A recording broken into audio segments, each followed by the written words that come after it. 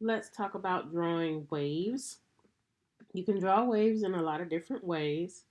So there's no real right or wrong way to do it, but I'm just going to show you a few examples on this practice sheet.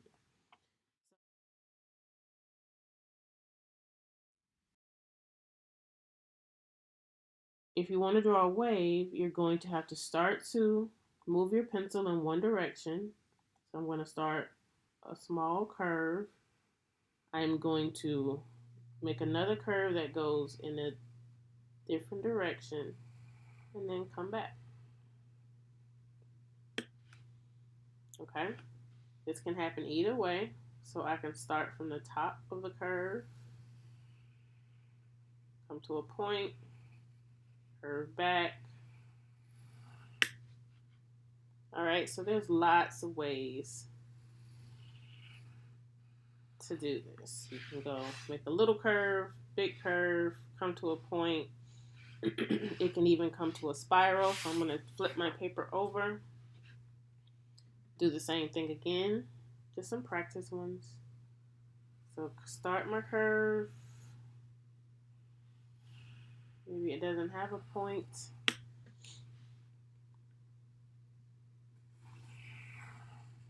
It helps to sort of work the lines in different directions. So if you just do all curves, just kind of play around with the direction of the line.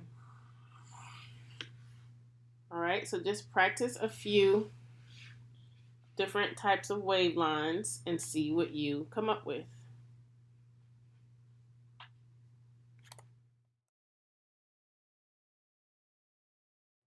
For the next prep assignment, we are going to work on color mixing. So we talked about painting with watercolor. We've talked about how to stay in the lines. We've talked about how to make your color lighter or darker. Now we're going to start to mix two colors into one section when we paint. And this will help give us more visual interest in our paintings.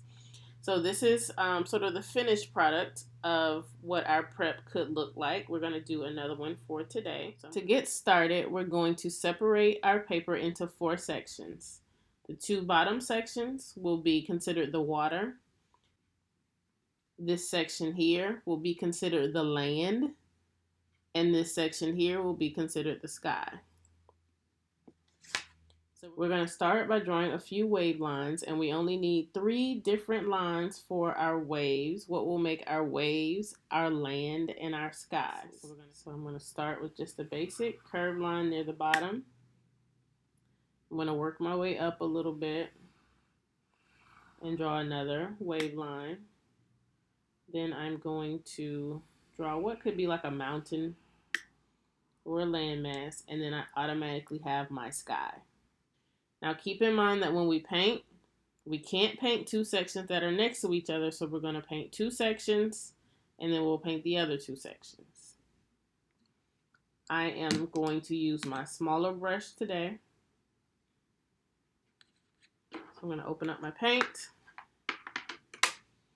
Now, considering that we are talking about water, land, and sky, and I just sort of use the colors of the sunset here. You don't necessarily have to do that for this practice, but just to change up the colors, I sort of painted the colors of the sunset as if I would draw the sunset in here versus just the color of the blue sky. But it's up to you to do what you want. So what we're going to do is paint water first. So all I did was take my brush out of the water and start painting the water onto the page because we want to wet the paper first.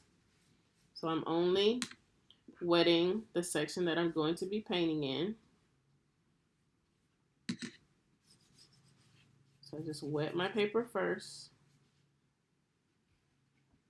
Now, obviously we would use blue for water. So I'm going to start with my blue paint.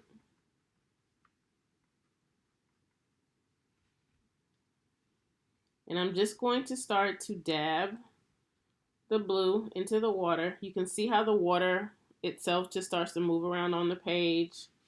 It starts to move the color of the paint. I don't need to go really dark right now. So I'm just going to line up my edges, drag my brush along the edges, go ahead and move that blue paint around on the paper. So I want to go ahead and turn this whole section blue. If the paper starts to absorb the paint, then just grab a little bit more water on your brush. I'm going to get a little bit more blue paint. Just going to give it a little bit more color. And I want to give it this sort of teal turquoise color. So in order to give it that color, I am going to take a little bit of green paint. So I'm going to rinse my brush out. I want to grab a little bit of green paint. I don't need a lot. And while the paint is wet, I'm going to dab some of that green paint into the blue. All right. Then I'm not really cleaning my brush. I'm just sort of getting more water on my brush because the water is going to help me mix the two colors together. So in this section, we're just doing a general mix of two colors to create another color. So right now we aren't necessarily trying to have like a nice blend from one color to the other. In this section, we are just mixing the colors together to create a brand new color. It's okay if your paper starts to curl because of the water. So I'm really trying to just use my brush to get rid of all the sections that are clearly blue and the sections that are clearly green so that they'll mix together and make this new sort of turquoise, teal, minty color. Okay. Now we're going to let this section dry. We're going to skip this section because we don't want to paint two sections that are wet right next to each other, and we're going to work on this section. Now this section is going to be more of my land. So consider it like if you were standing on the beach on this end and you were looking out, then you would see this sort of like island out across the ocean. So these two would be the colors of the ocean, and this would be like the landmass that you see on the other side away from you. So in this one, I'm going to use greens and browns because they're more earthy colors. So again, I am going to wet my paper first with my brush. Drag your brush along the line to keep a nice clean edge. Not sure if you can hear the rain. It's a rainy day in Jacksonville.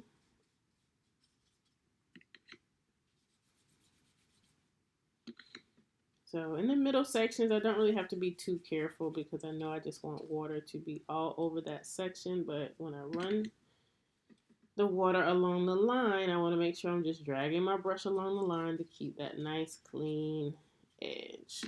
All right, I'm going back into my green paint. And I'm going to start to drop the green paint into the water.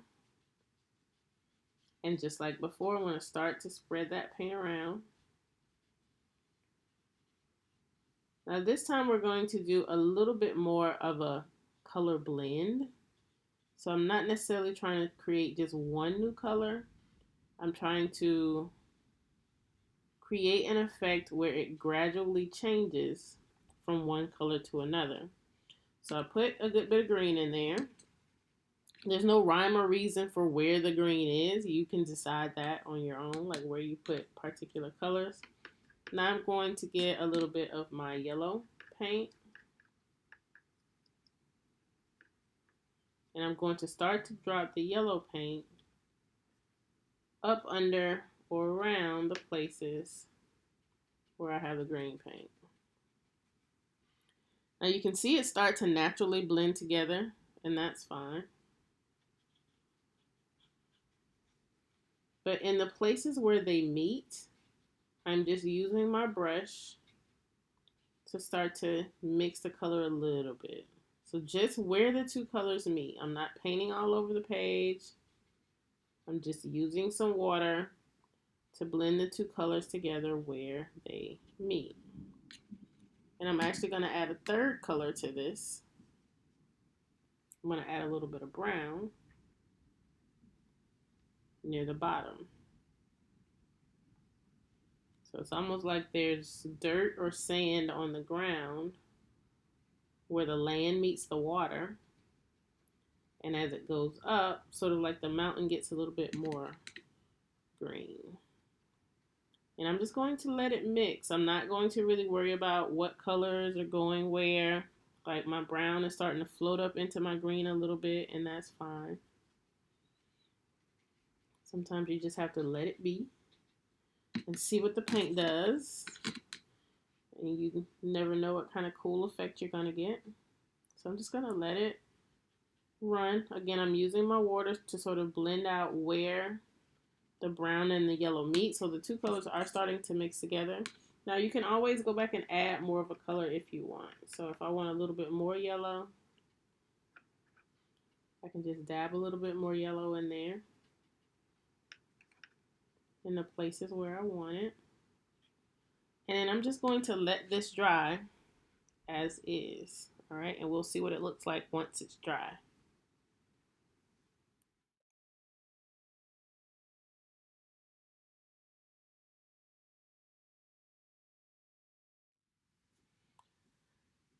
Here are my 4 different painted sheets of paper in 4 different values. So I have my lightest, my light, my middle, and my dark value. So lightest, light, middle, dark value. My lightest is going to be used as my background, and I'm not going to do anything to it, so I'm going to set it aside.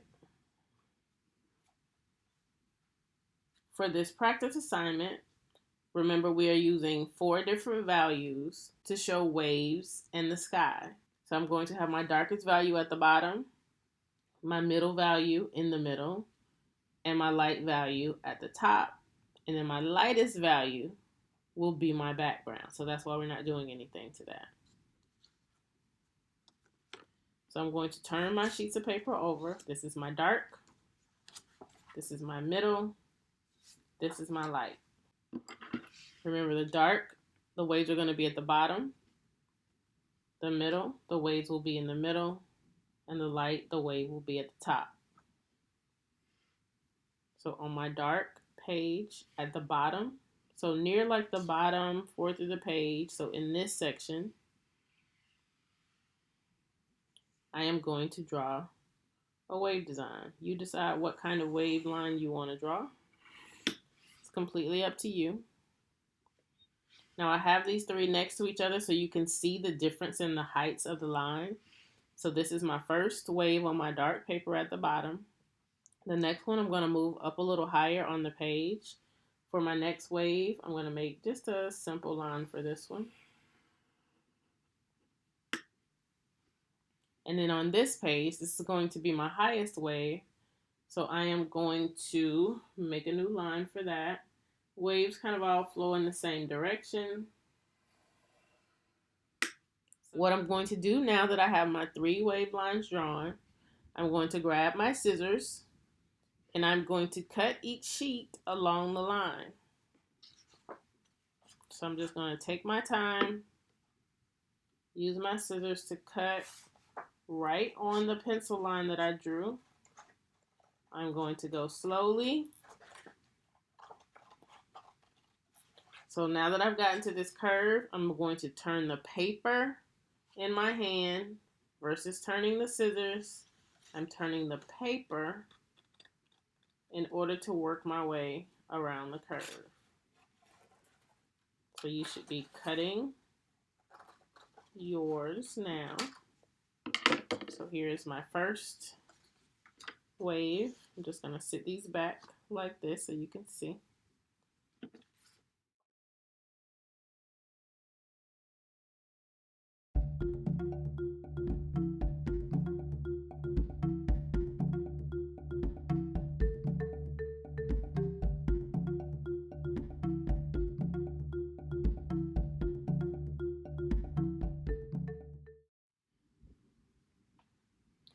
I only need the bottom parts of the wave, so I'm going to remove the top of each of them. I'm going to bring back my background sheet. And then I'm just going to stack the different colors onto the background sheet in terms of their height. So this is my number 1 value, my lightest value. This is my number 2 value, my light value. So I just line them right up on the paper. This is my number 3 value, my middle value.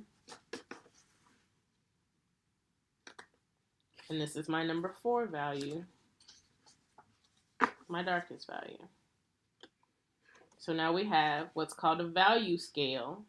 So a scale that shows you the colors from dark to light or light to dark. So lightest, light, middle, dark. Dark, middle, light, lightest. So this is a value scale. For the next part of the assignment, you are going to need a glue stick. So this is like your standard little glue stick.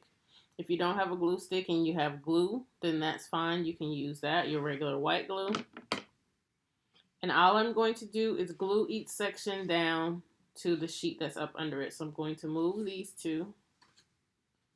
Turn this one over.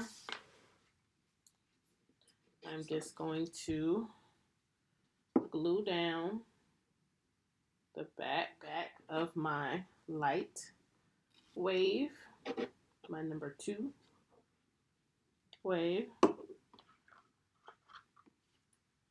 And then I am going to glue it to my background, which is my number 1. You want to make sure your edges line up, so try to line up your edges in your corner so it all looks like it's supposed to be one image.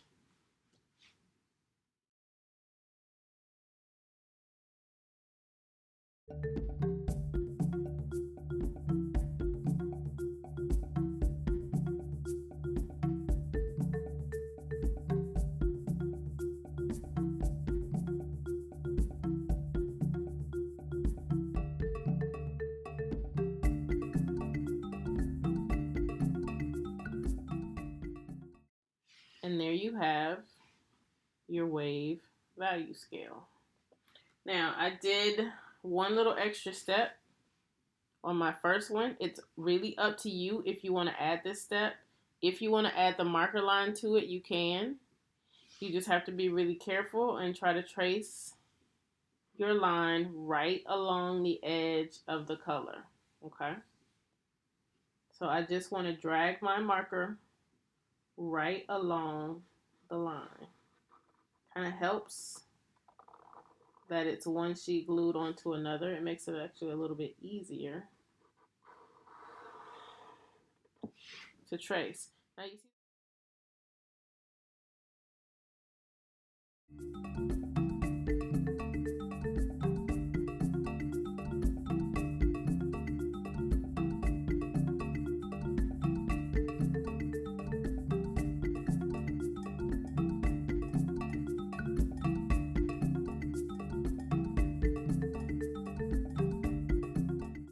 So I am going to paint these 2 sections next.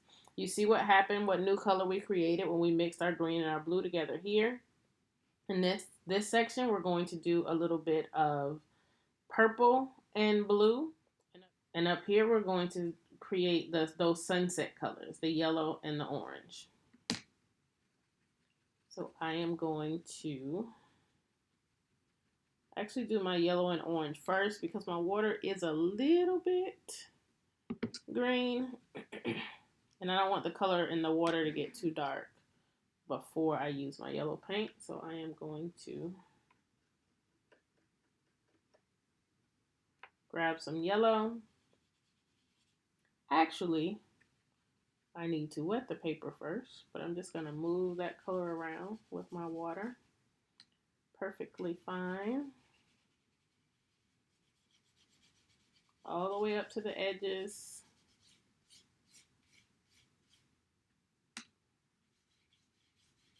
Just keep moving that yellow around. I want the entire sky area to be yellow. So this time we are going to paint the entire section in one color, and then we're going to add the second color to it. Down here, We mixed the two colors together completely. We blended them together completely to create a new color. In this section, we put two colors, actually three colors, right next to each other.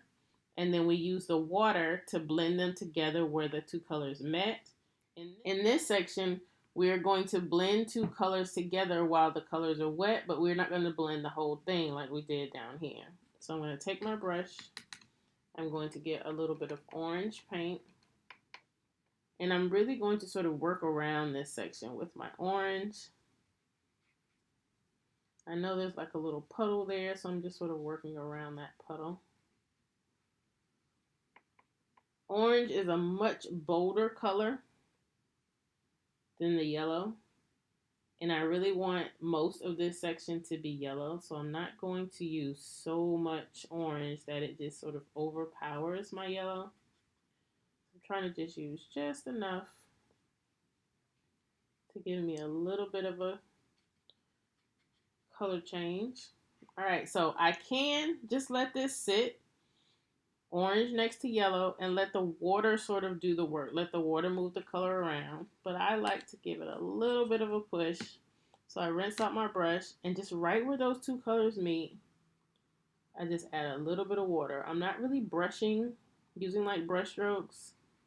Just right where the two colors meet, I add a little bit of water just to help it blend a little bit more gradually from one color to the next versus like a harsh line. And I'm just going to let that dry just like that. I'm going to do this section in the same way that I did this section. I'm going to paint the full space in one color, and then I'm going to add the second color.